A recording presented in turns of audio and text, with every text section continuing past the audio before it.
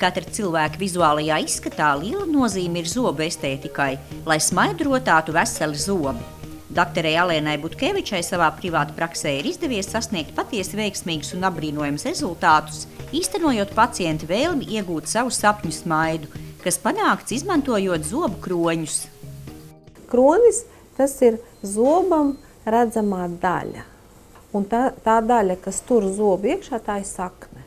Kad mēs atjaunosim zoba kroni, tad virsdaļa. Tas ir vajadzīgs tādos gadījumos, ja zobs ir ļoti nodilis, ja zobs ir pazaudējis pilnīgi savu formu, ja zobs ir ārstēts endodontiski, respektīvi nervi un kanāli ir izņemts un zobs ir palicis trausls, ja zobam ir ļoti daudzas plombas un viņš var sašķelties pie slodzes.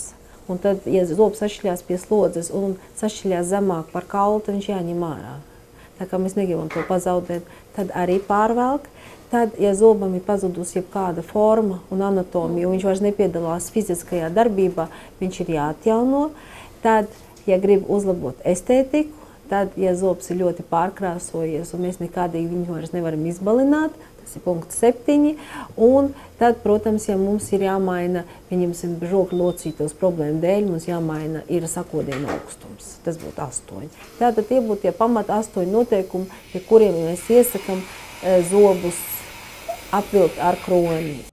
Kroņi tiek izgatavoti no dažādiem materiāliem, no tīras keramikas, metāla keramikas, cirkona un daudziem citiem. Ļoti labs ir zelts. Viņš vislabāk atlejās, ļoti maz jāslīpē no zoba, jo katrs materiāls prasa zināmu biezumu, lai viņš mutē varētu izturēt košanas slodzes. Jo plānāks materiāls, jo trauslāks materiāls, jo viņš vairāk var sašķelties, jo viņu vajag biezāk. Jo viņu vajag biezāk, jo vairāk vajag zobu noslīpēt. Tātad katram materiālam ir savi plusi un savi mīnusi. Un pirms sāk veidot kroņus, ļoti rūpīgi jāizdomā katra materiāla pozitīvās un negatīvās daļas ilgtermiņā. Keramika ir vislabākais estētiskais aizvietotājs. Un keramikai ir tāda ļoti laba lieta, ka keramika, tāpat kā dabisks zobs, lauž gaismas starus tieši tāpat fiziski kā zobs. Līdz ar to keramika var uztaisīt tādas, ka nevar atšķirt, vai tas ir savs zobs un mākslīgs zobs. Var likt vienā mutē kroņus kā uz implantiem, tā uz zobu saknēm dabiski vienādi, un neviens neredzēs atšķirību. Vai tie ir dabiski zobi, vai uz implantiem likti zobi. Tie ir tie paši kroņi, un implants ir tā pati zoba sakne. Keramikas kroņus izgatavot ir visgrūtāk. Tos ar rokām izveido zobu tehniķis. Zobu tehniķis strādā ar palielinājumu reiz 16.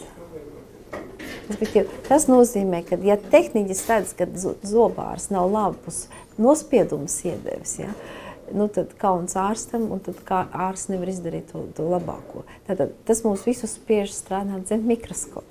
Lai uztaisītu labu anatomiju un krāsu, jo tas viss ir roku darbs. Praktiski šitas katrs izstrādājums, ja, visa šī mute, tas ir zobu tehniķa mākslas darbs. Kvalitāte kronim ir malas. Jo labāk pieguļ malas pie paša zoba, jo ilgāk kalpos kronis. Ir daži zobi, kur labs tehniķis liek līdz 12 krāsām.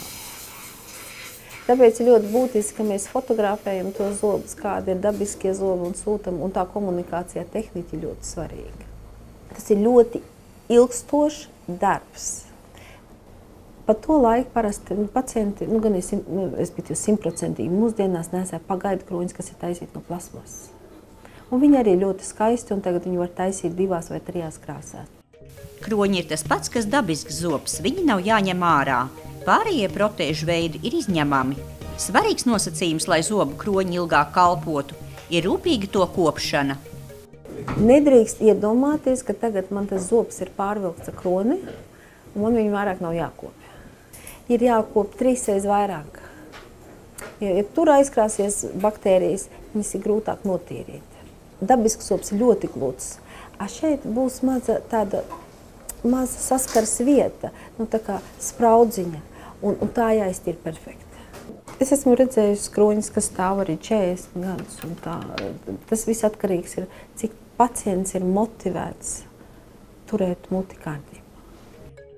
Daudz vairāk par zobu kroņiem varēsiet izlasīt dr. Alēnas Butkevičas grāmatā Ceļā uz smaidu, kas iznāks novembrī.